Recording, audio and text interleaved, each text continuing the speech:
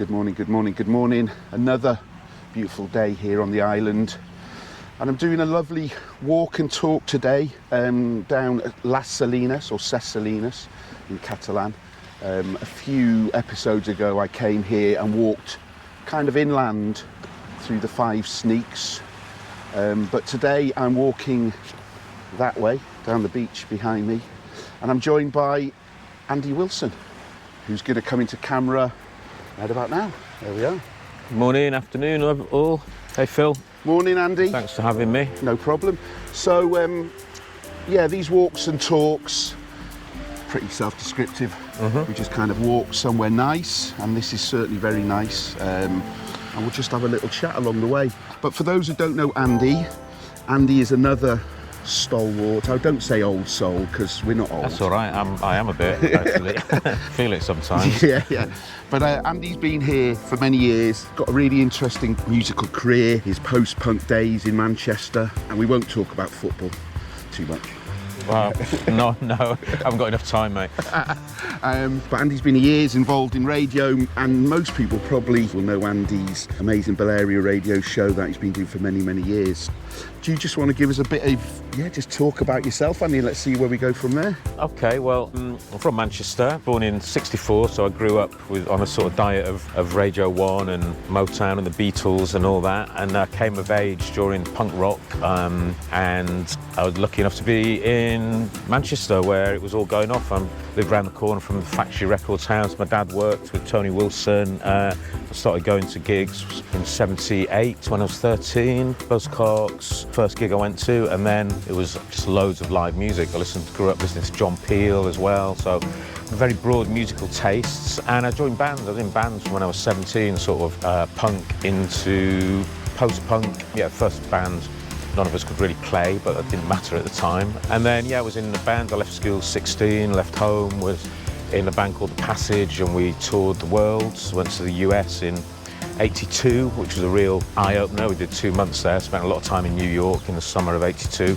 when it was all going off with, hip-hop, electronic hip-hop as well. Like The Message was a huge record, for example. Was hanging out at the Danceteria every night, down to the Roxy, East Village, loft parties, all that kind of thing. And then back to Manchester, where Hacienda had just opened. I was one of the few people going there in the early days. Well, that was it. I mean, those early days, it was like New Order had gone to clubs like you'd mentioned in New York. Come back, let's do it in Manchester. But it was a massive failure. Oh yeah, I mean, it was... Or a money hole. It was a money pit, yeah. I mean, it was open, I think 5 nights a week at that point, or 4 nights a week till 2 in the morning. And we used to go there after the pub. I lived in Hume at that point, which was a real creative... Was it the in the Presence, yeah. Yeah, I mean, there was loads of bands living there. Most people were on the dole. I say most people, there's lots of families there as well who were gradually being moved out. It was a very diverse community, a lot of Caribbean and Irish families. Well, the PSV was there, wasn't it? Yeah, which was also known as the Factory Club, yeah. Yes, the Caribbean Club, the Factory. Yeah, PSV stands for Public Service Vehicles, so it was basically like a social club for mostly West Indian kind of bus drivers and that. When Hacienda had kicked off, lots of my friends were students in Manchester, but we would go to the PSV, and that's where I had my first taste of proper black music, because upstairs they had a DJ playing soul, reggae, funk. New wave bands playing. Yeah, it was, I used to go to the PSV, which was also called the Factory when Factory Records did their nights there. Manchester's main promoter for independent bands and independent music. Alan Wise used to put on the shows there, and I was kind of adopted as a little kid really. And I used to do some roadieing and always get in for free and get paid in like an apprenticeship, bottles of Coca-Cola. yeah. And that, and saw so many bands. By the time I was 16, I'd left home and I was living in the Crescents there in Hume, right next to the Factory. And I used to be in there 2 or 3 nights a week. There was all sorts of stuff going on, whether it was a factory night, seeing bands like, obviously the Manchester bands, but then all the Liverpool bands, Bunnymen, Teardrops, Wahi, Big in Japan, all those guys were all over playing a lot. The Sheffield, Leeds, Cabaret Voltaire. So it was the kind of hub in Manchester for that independent music scene, I guess. What was in Liverpool at the time? What was the club there? Eric's in Liverpool, and various other venues as well. But and also there's also the Poly, Manchester Polytechnic. and the student union at the university had bands doing national, plus American bands come over, you know. I remember seeing Iggy Pop and B-52s, and plus the reggae bands would play over there. Yeah, there's loads of great music going on and live music all the time. Plus, you know, in between the bands, you've got DJs playing stuff, and there weren't playing like loads of new wave records, they're playing stuff to make people dance, like what later became known as rare groove, funky stuff, a bit of good disco, reggae. You know, we were very open-minded musically then, it wasn't so... And do you think that open-mindedness, I mean, I haven't done, and I want to have a chat with Bernie Connor from Liverpool. And, you know, Bernie's obviously... I think you're probably... Even older than me. I was going to say, yeah, he's older, but he often talks about that eclecticism, and when we had lack of money but creativity levels were... Everybody was out doing their thing, and... Well, yeah, although I was in a band, didn't earn very much, so I was with pay our road crew, and there wasn't much left for us, you know. So I was signing on for a long time, and so were most of my sort of social circle. Would sign on, get the dole. Wasn't a lot of money, but your rent would be paid. And you didn't really need a lot of money. You go into gigs then with 50p a quid, and you know, I didn't drink much at that age, didn't need much money. So it went a long way, and it allowed people to pursue their own interests. You know, lots of whom went on to become successful in the creative, I hate to use the word industries, but in, you know, it was a DIY culture. Yes, you know, mainstream society wasn't offering anything that we were particularly interested in, so we were able to create our own communities. And that led on, of course, to the acid house explosion, because a lot of people that were at the forefront of that had kind of grown up through the DIY culture of post-punk, where, you know, finding new venues to put things on, working outside, we weren't looking for brand partnerships or and all that. Yeah, and from record labels, you know, there was virtually no independent record labels before punk rock and then there's hundreds of them, you know. It was a thriving subculture, so, you know, a independent economy in a way. Yeah, so I was in the band that I was in, as I say, we toured around Europe and the US, and which is a real eye-opener, you know, growing up in... I used to go on foreign holidays when I was a kid. Used to been to France, and actually came to Ibiza when I was a little kid in the 60s. Okay, what, like family holiday? Yeah, family holiday. I must have been... My sister was a little screaming baby, and she's 2.5 years younger than me, so I must have been about 4 or 5, but just loved it. My dad was really into Spain, in the same way that me and a lot of my kind of generation were into Asia. I loved travel as a kid, but then going in the band to places like Amsterdam and Berlin in the early 80s was incredible, because those cities had great big squatting communities, whole areas of the city that were just alternative communities. You know, Hume was a bit like that, but they seemed much... they were more organised, but they're kind of more organised, aren't they? The Continentals. Yes. It was all a bit messy in the UK. So obviously you mentioned the band and the tour. Were you on a label then? Was it self-funded or? We signed when I joined the band. The Passage. They had an album just about to come out, and most of the band had kind of fallen away. We just found a member, Dick Witts, who I later realised why they'd fallen away, because he was a fucking nightmare. So. Was he the Martin Smith of your band? Well, funnily enough, the Passage kind of grew out of the Fall.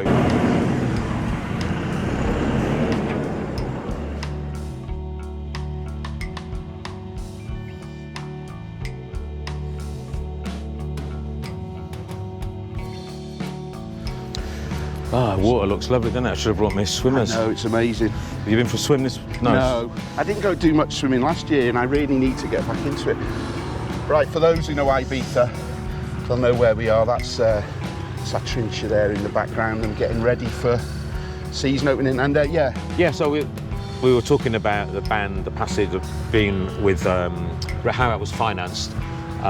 We signed to Virgin, then to Cherry Red for a few albums, and that kind of blew up in the 83 or something like that, and obviously I still remained involved in music and still was buying a lot of records. But I started travelling then. I went to Asia in '85, Thailand. I fell in love, with it over there. Did you meet Jonny out there? I did meet Jonny Lee, who's godfather to my daughter, very close with Jonny, in about, I think that was later on, that was like 93. Right. I think it was 93 when Jonny and some of the DIY crew were over in Koh Phangan, and they built a bar stroke club on the beach there where they had full moon parties, and at the time the full moon parties were absolutely amazing. I mean, now they're a bit of a nightmare.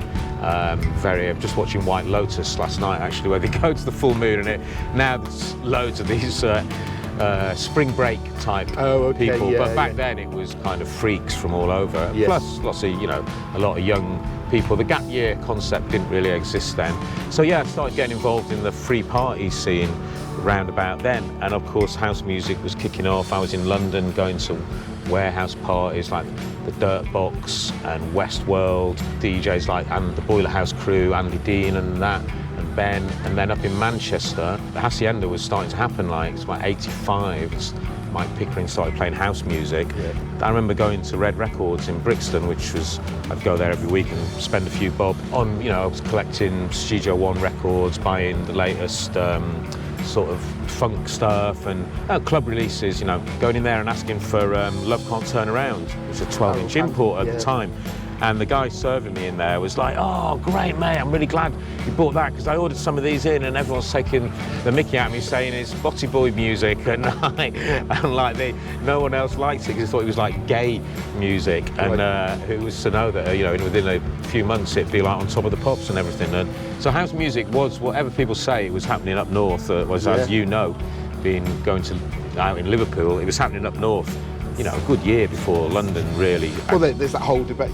Luke Unabom was a big thing. He said a lot of the Sheffield boys were actually coming here. They were football lads, but they were coming here sort of early 80s and stuff.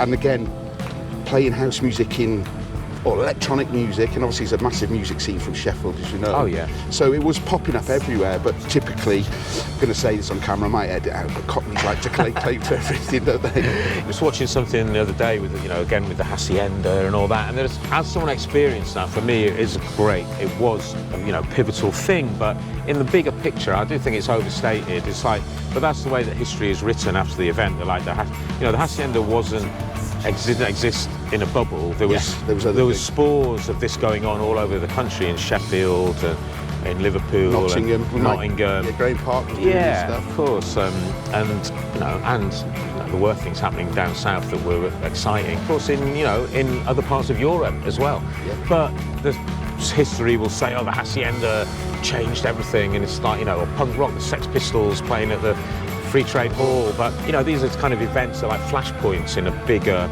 picture. Yes. But I was lucky to be in the right time, right place for many of those. I didn't go to Sex Pistols, but not far off. And then, so jumping forward a bit, the Wilson story came to Ibiza in 1989, which was a pretty pivotal year for me because I left London on New Year's Day, having gone to the Kiss FM farewell to pirate radio party where they'd been given a license. They did their last party as a pirate. Were you, so again, this goes through, were you involved in Kiss FM stuff? No, not at all. I became friends with some of those guys, Danny Rampin, and got to know Gordon Mack and these guys later down the line.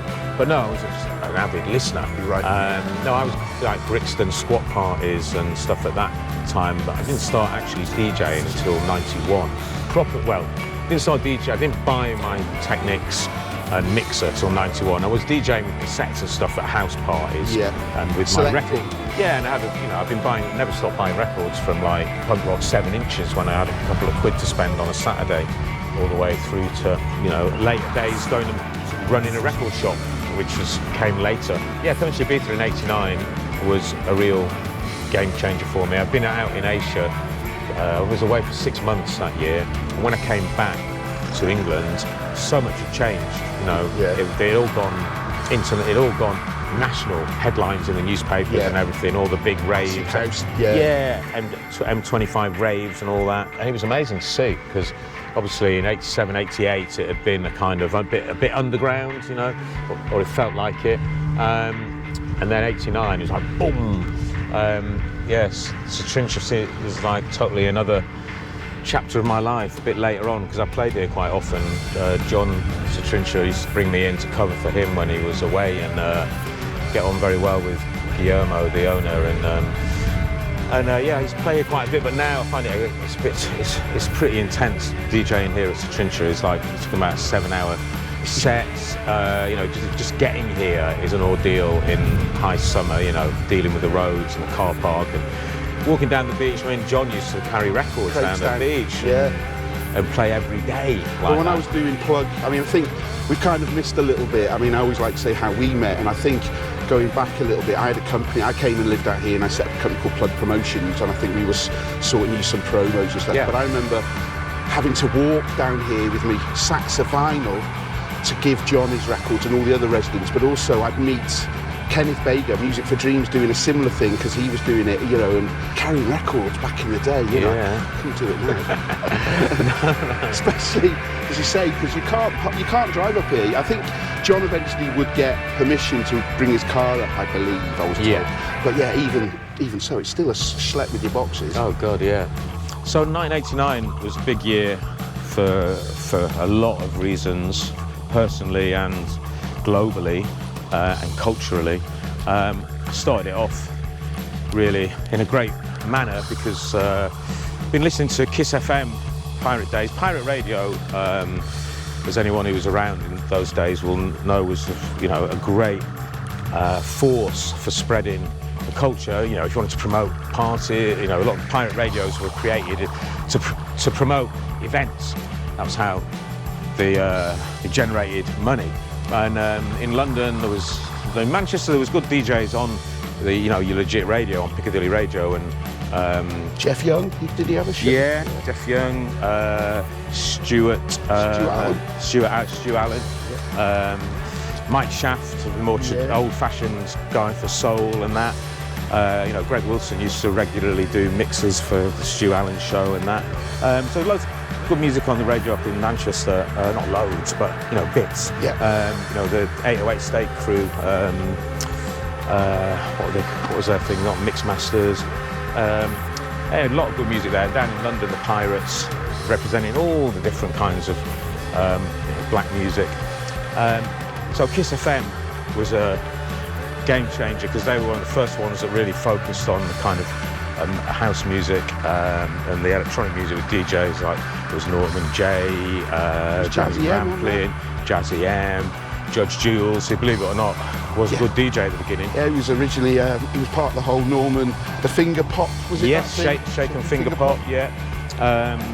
So yeah, at that point, I was just going out, loads of great shit going on in London with Soul to Soul. I used to hang around with Mutoid Waste lot, they were doing warehouse parties.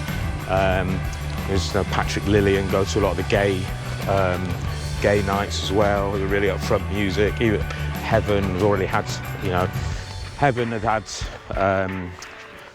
Spectrum, and then Land of Oz, Paul Oakenfold's parties that were pretty awesome. Then us was going to Rage, which was Fabio and Groove Rider. Started out playing house and it kind of evolved into drum and bass. You know, musically, it was in a short space of time. It's incredible, the musical development around that period. But yeah, 89 anyway. Went to the Kiss FM, got a license to start in 1989. So New Year's Eve 1988, they did their kind of farewell broadcast in a massive party at Brixton Academy. I lived just around the corner from there. Going to have an early night because we had to be at Heathrow at 10 o'clock the next morning, but I was listening to it on the radio and me and my missus were like, oh fuck this, we've got to get down there. So when as I got there, a couple of people I knew were coming out and give us their tickets, so I went in and yeah, needless to say, I didn't get much sleep before I got to the airport. And yeah, me and a bunch of mates, me and my wife and a bunch of mates went out to Thailand and 89, and that was when they just had the first full moon parties, which was about 50 people and a bottle of liquid ecstasy, and it kind of that's where it started, and I ended up getting quite involved in that scene out there. Later on, DJing, being one of the regular DJs, spending months each winter out there. But that was a year or two later. 89 was the very beginnings of it. I also travelled to Australia that year, but which was amazing. But then I got back to England end of July, or beginning of July something, and it was all going off, raves all over the place. Some of my mates were putting them on. Manchester boys did an incredible one called Joy up in the hills near Rochdale.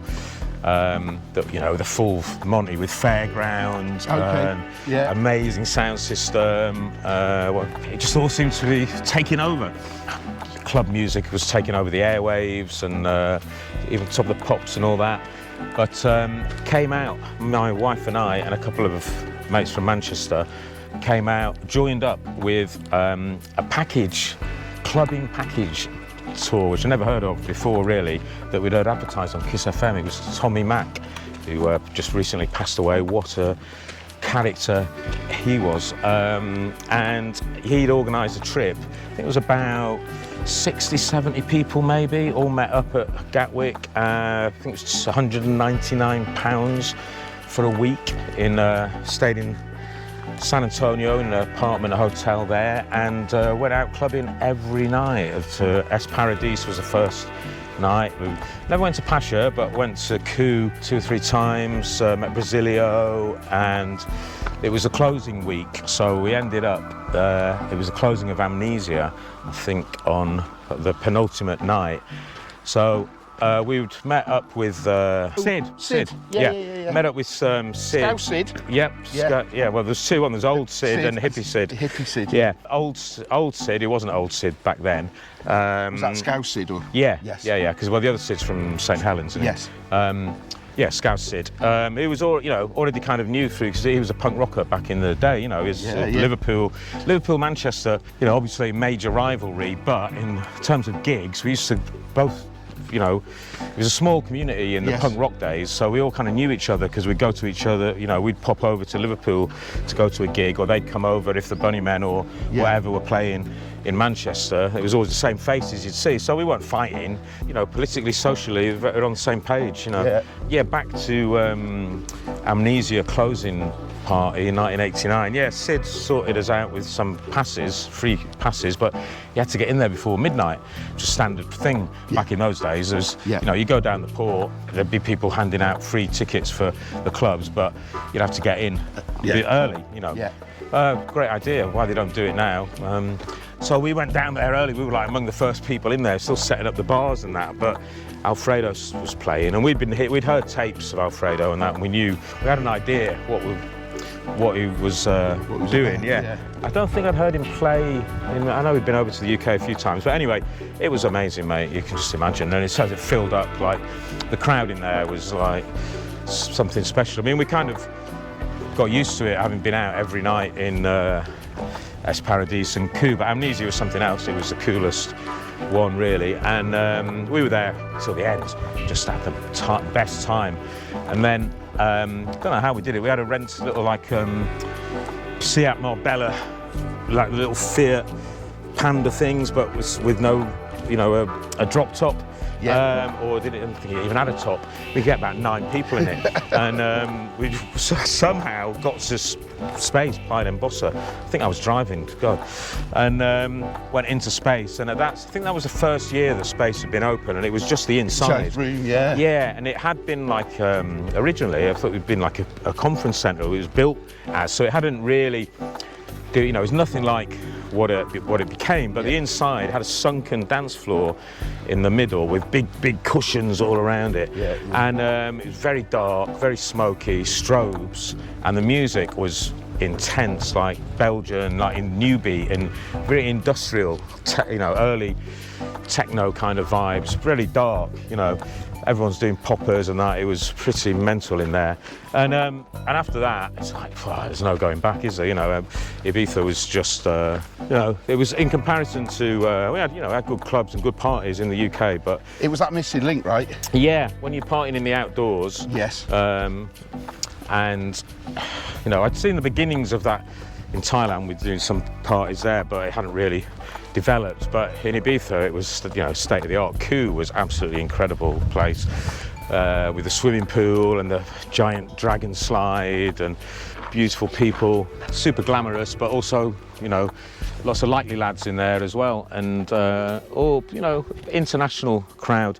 It's a well-told story, I guess, but for a 25-year-old lad from Manchester experiencing that, it was something special. So that was beginning of my real love affair with Ibiza, even though obviously coming as a little kid in the 60s was one thing, but then coming here in 1989 and having these kind of peak clubbing experiences, felt a real bond with the place, and 10 years later moved over here to live.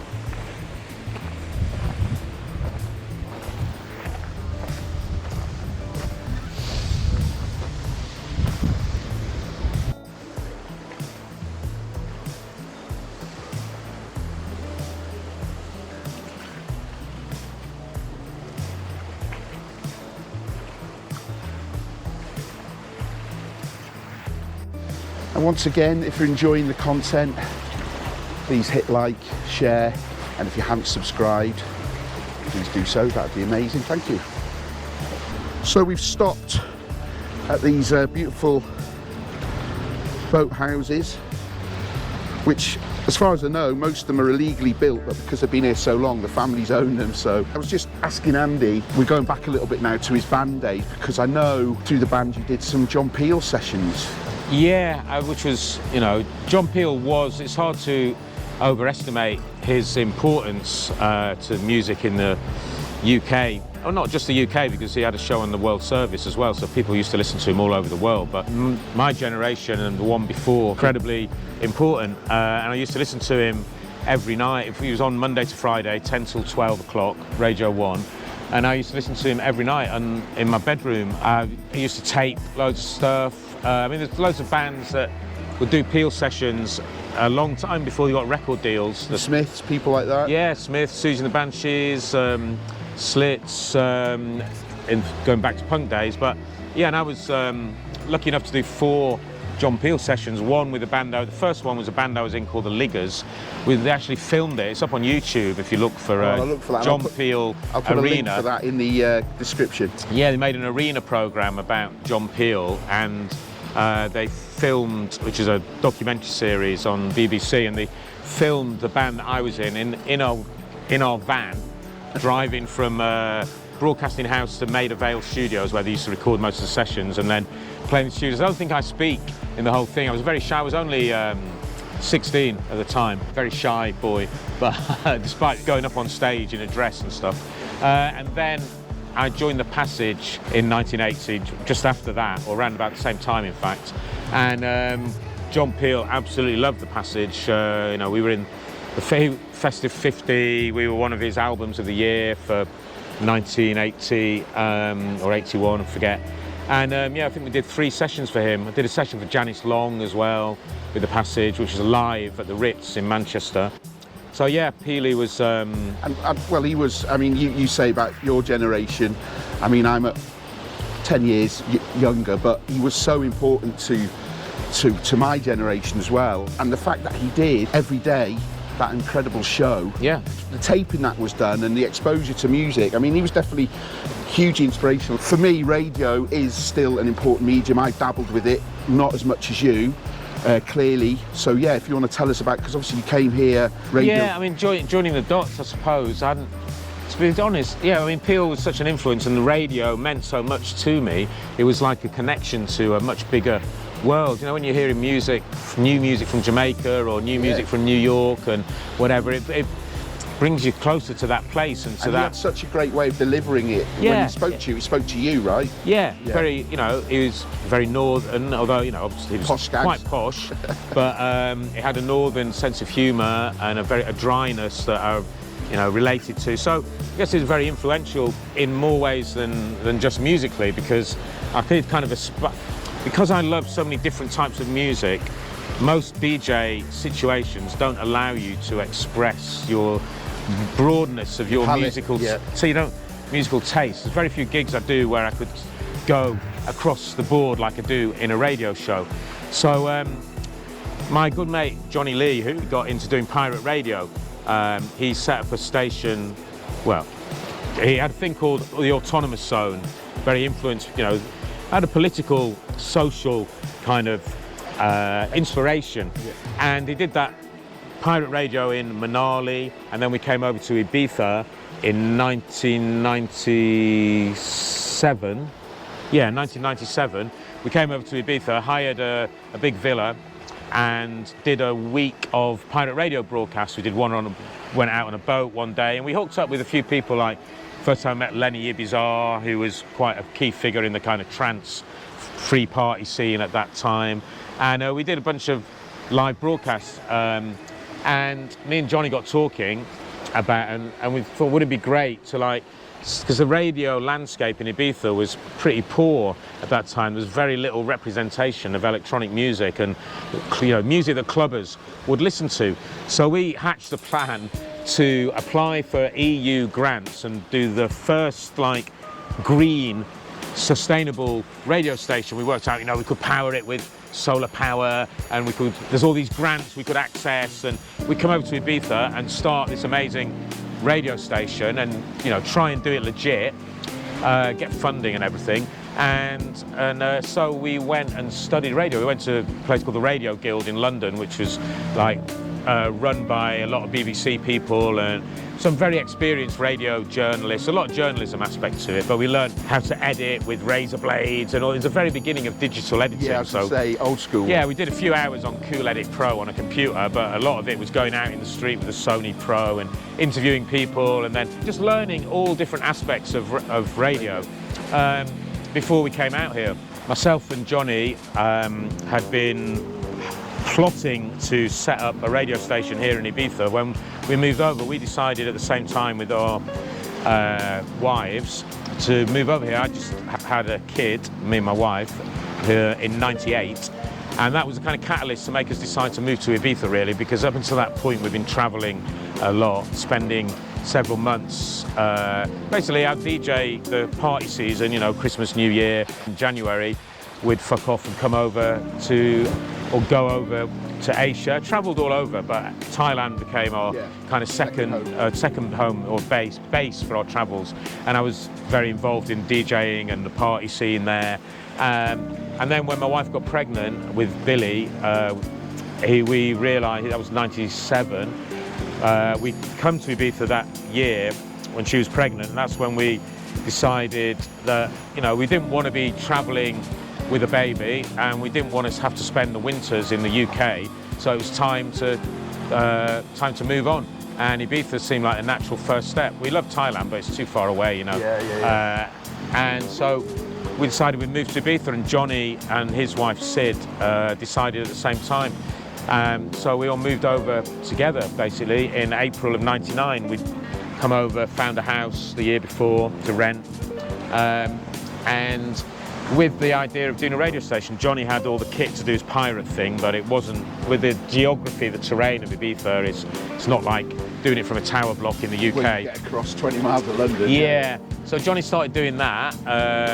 We called it Zumo FM, and it's a great way to establish contacts. We had a business together as well, doing free postcards, which some people might remember. Yeah. So that we used to go around to all the bars and clubs and get to know the manager, say, can we put one of these in? It's it's free, and that. So we got to know a lot of people very quickly. I had a lot of contacts amongst the Spanish community here because one of the godmother to my daughter is a Spanish friend who ran a bar in Kennington in South London, and a lot of her staff were from Ibiza in the winter. Are those the same people who went to Bali? No, well, they worked there. You're talking about Valeria and her husband, who've now come back to Ibiza. Yeah, because they were there when I was there. I remember. Yeah. Well, they worked at this bar. That's how I got to know them. And also, well, you know, there was one friend who's in the summer he ran one of the bars in Kew. Yeah. Or Privileged by then. Yeah, Privilege. And in the winter he worked in this bar. And there was another guy who was a chef there, who was a chef at Mambo's in the summer.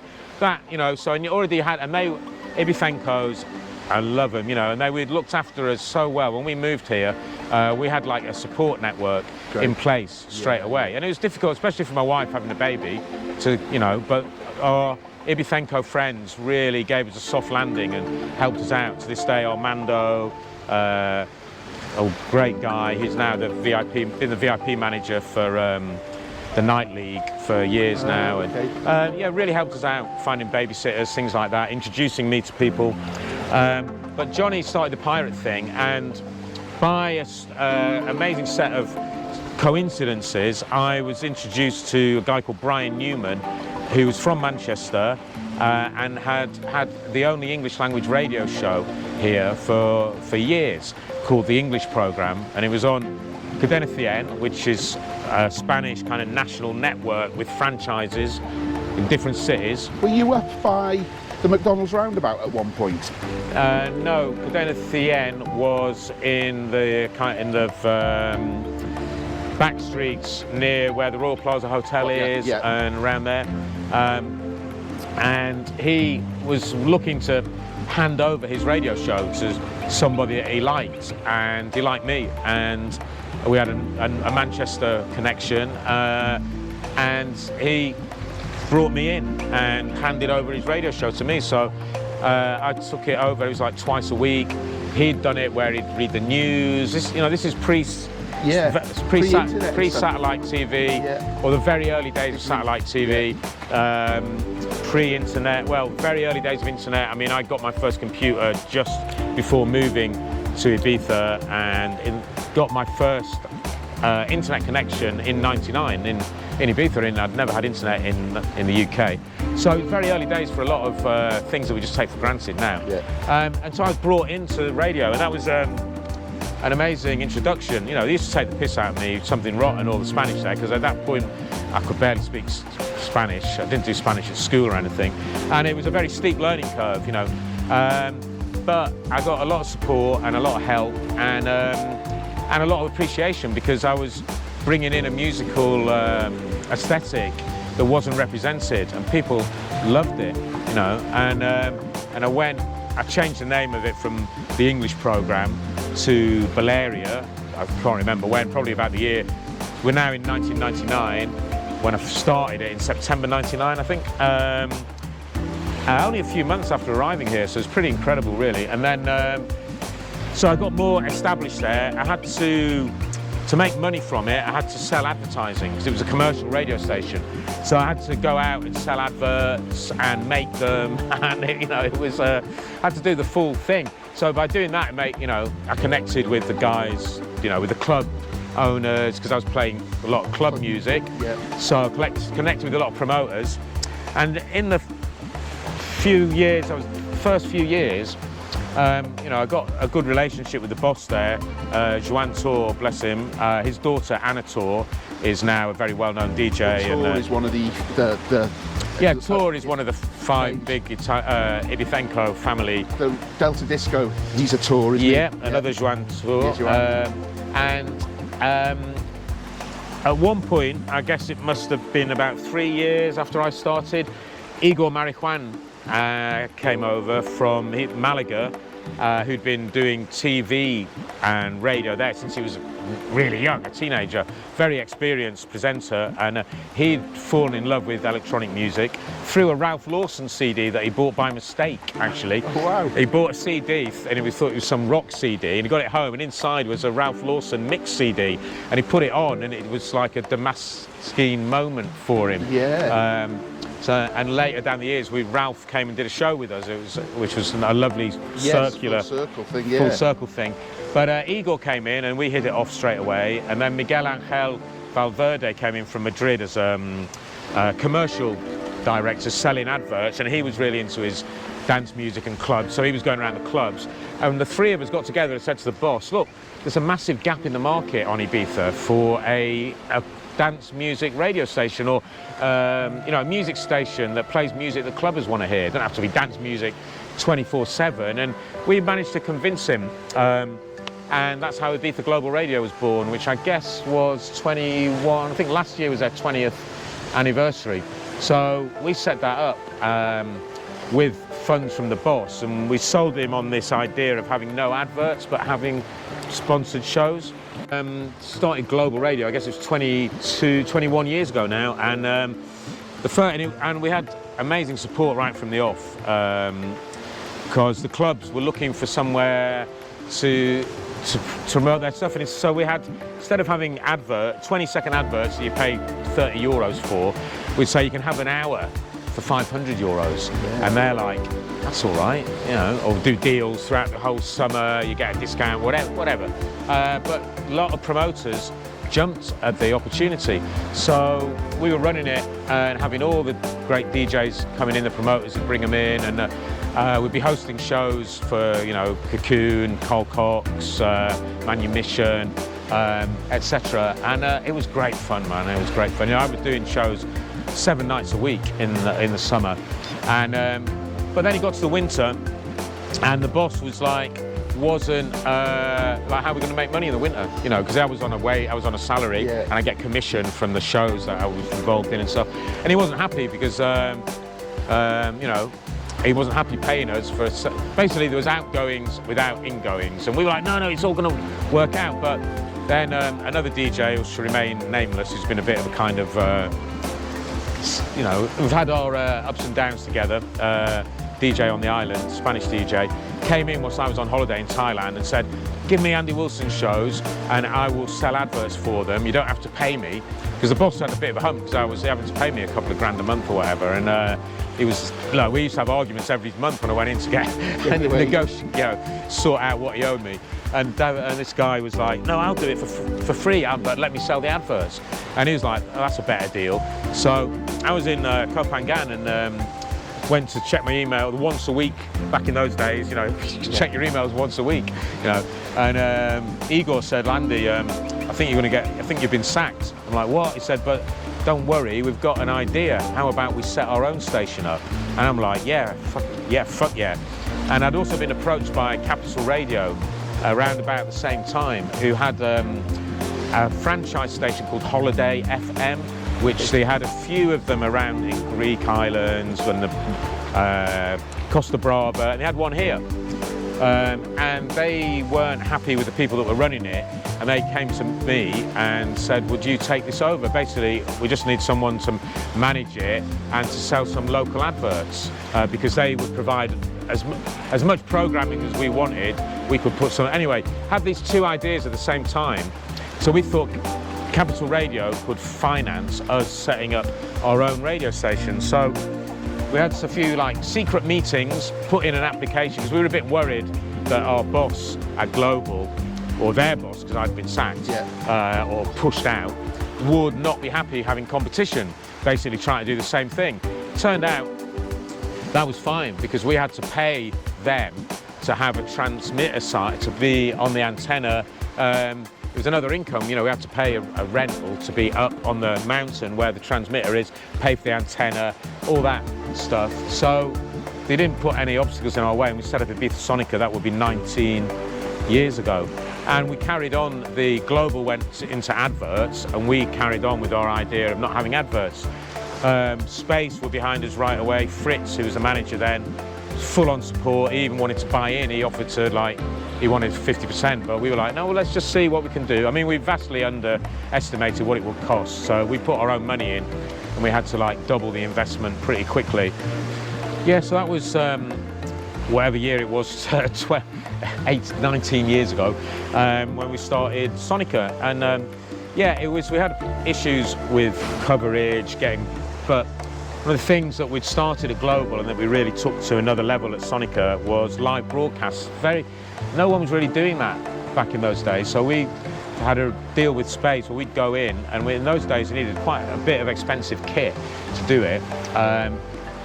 Two codec boxes, all this stuff, and we'd go into Space and broadcast live from the terrace of Space primarily for We Love Sundays.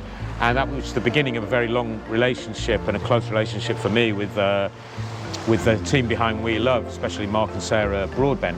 And those were really popular. A lot of people still know me primarily, I think, from those We Love broadcasts, which ran for years.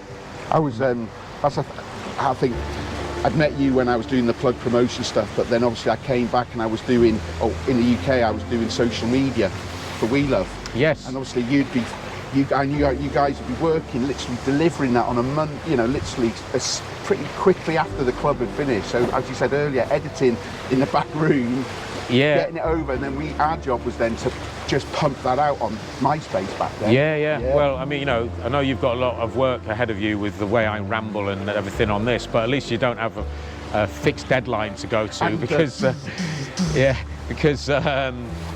so that doing those live broadcasts for Space, and after like a year or two with Sonica, I just couldn't I was basically working for free. As an owner of the station, we weren't generating enough money to take any out, so I was kind of working, paying to work, so I had to keep putting money in. At the time, I was also working for Jose Padilla as his kind of assistant come manager, record collection supervisor and everything. So I was really running myself ragged, plus going out to clubs all the time. And my wife had a daughter, my daughter was born around then, she's nearly 16. So I had to step back and say, look, I need to sell my share, but carry on working. And that turned out to be a great move, because as soon as I went freelance, I could actually then start doing more stuff. Sonica had to pay me for my time, and Mark and Broadbent came in and said, listen, they already had a podcast going. It was the very early days of podcasts back then. And they said, I'd love you to take over the podcast. I think you're more on our page than, what we're doing at the moment. And Mark and Sarah and Darren have always looked after the people that work with them. And, they paid me a decent amount for the work that went in, but I had to deliver that shit on a Monday after being up all night on a Sunday. 24-hour parties back then as well. Yeah, mate. So I was started making the podcast for We Love, which at one point was #1 in the Apple Podcast music charts, and I really enjoyed that. It was a lot of work and a lot of, but I made, the We Love pool of DJs and people was a great community. They brought in people, and if they got on with them, they'd be bringing those people back. And I have great moments like sitting there in a room with Derek May and Juan Atkins and a guy called Gerald, just shooting the shit, chatting with them. Met loads of great people, great DJs. Well, I think We Love were, I remember when, although I'd had a strong relationship with Darren, because obviously he was the one who brought me to play for him at Cream when he was there, and obviously Mark and Sarah, I was always surprised that, all this amazing content is generated in 3 months. Then they shut the doors and don't do anything. I was like, we should be speaking to the fans of We Love all the time. Yeah. So all year round. So, getting them doing that, you coming in doing your radio thing. And so suddenly, they were selling, rather than opening the doors and selling tickets on the night, there's things like advanced ticketing started. I mean, it was a massive change, but I think they were well ahead of the curve. Yeah, I mean, I think engaging with their fan base all year round. Totally, yeah. I mean, the first year, I think I just did the podcast, throughout the season.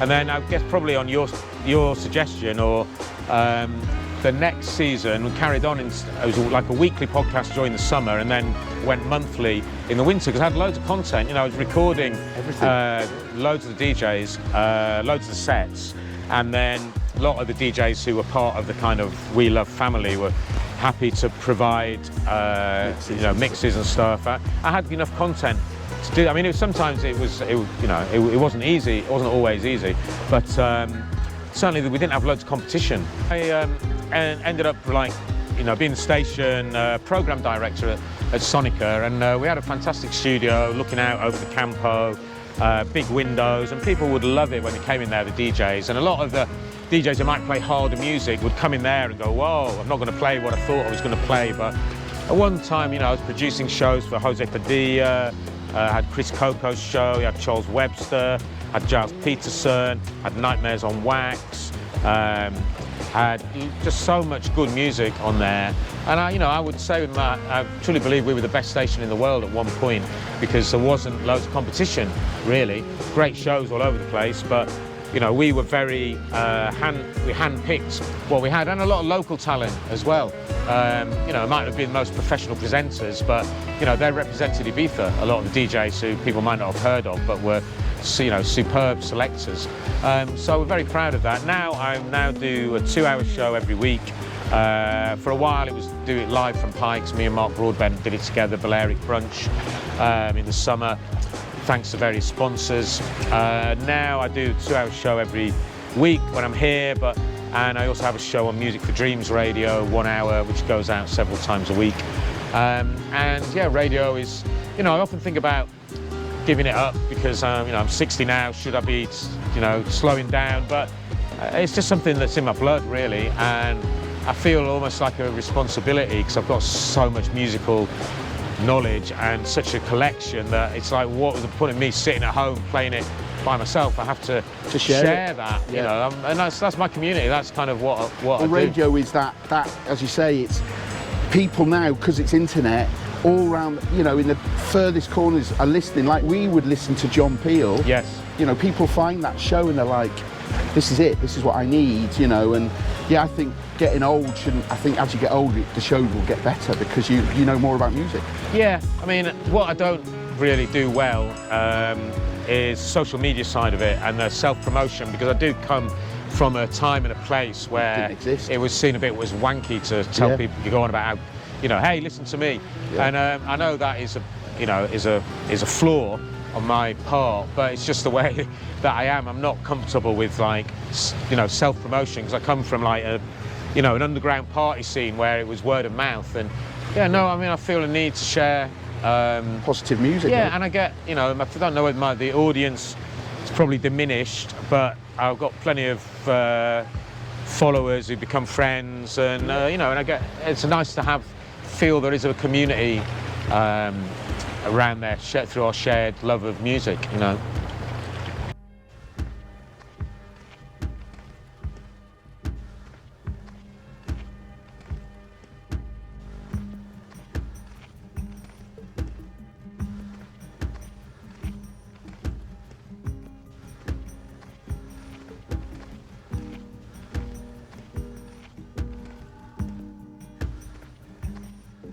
Andy Wilson, that was enjoyable. That, thanks. There's a lot of stuff, little nuggets there. I didn't know the whole. I love the little story, the Ralph Lawson CD. That was great. And yeah, we're about to plough on into the season. And just to let you know, because I've got a load of other content planned, this will probably go out in 6 weeks or something. So there's a time difference. So we'll be smack bang in the middle of the summer by the time this goes out. So what have you got lined up? Well, this summer I'll carry on with my radio show. I'm not doing it live broadcast this year as I have done in the past. That's on Tuesdays on Ibiza Sonica 1 till 3. I'll put a link in the comments. Yeah, lots of guests join me for that or send mixes in. I'm also programming the poolside DJs at Pikes on a Tuesday. Yourself's doing the Monday. I know. Doing the Monday, yeah. Try not to. Well, there's obviously going to be some overlap because we like a lot of the same stuff. We keep them prisoner. Under the pool. Yeah. Let them out for you and me. Handcuff them to the DJ coffin and from overnight on Monday. But I'm doing that Tuesdays. I'll be playing at Cafe Del Mar. I think Wednesdays for the Sunset. Wicked, throughout lovely. The summer. Got a few things like the Clockwork Orange guys. Danny Gold heard me on the radio last year and was like leaving messages for me all over the place, and he wants me to do Sunset for Clockwork. I'm doing that. Also, what else was it? Oh yeah, they asked me to play at the 528 thing, and got a festival in the UK, things like that. But this last year I was travelling loads, and it was a bit tiring actually. And this year I want to enjoy the island more. I don't really go out loads to the beaches and clubs in the summer. I've got my nice home, bass, just go out in the mornings. Okay. So yeah, you were saying you're not out so much at Yeah, I'm not... late night. Yeah, Snap. now I'm in my 60s, I've decided, you know, well, my body's told me that late nights don't really work that well, so that's not a problem. I like getting up early now. I used to like the quiet time late at night, and now I like the quiet time early in the morning. Yeah, Yeah, what's going on as well, don't you? Yeah, social media-wise, I'm not, you know, I'm not a great poster or an influencer, but I am on Instagram, Andy Wilson Ibiza, and Facebook, Andy Wilson as well. I also have lots of my old shows and mixes and stuff are up on Mixcloud. A lot of them via Music for Dreams, because I do a show for them every week. Again, put a link in. I'll put a link in the description. Yeah. So yeah, anyone welcome to reach out to me. I always like to touch base with fellow music lovers. And yeah, and I'd like to say thanks to you, Phil, as well, for your contribution to our great culture with the label, with some brilliant music over the years. And what I've heard and what I've seen about what you've got coming out this year is great. Onwards and upwards, so thanks for all that great music. Thank you, Andy. Great, well, thanks very much, everybody. Again, thank you to Andy, and yeah, hit subscribe, hit like, and hit share. Adios. Adios.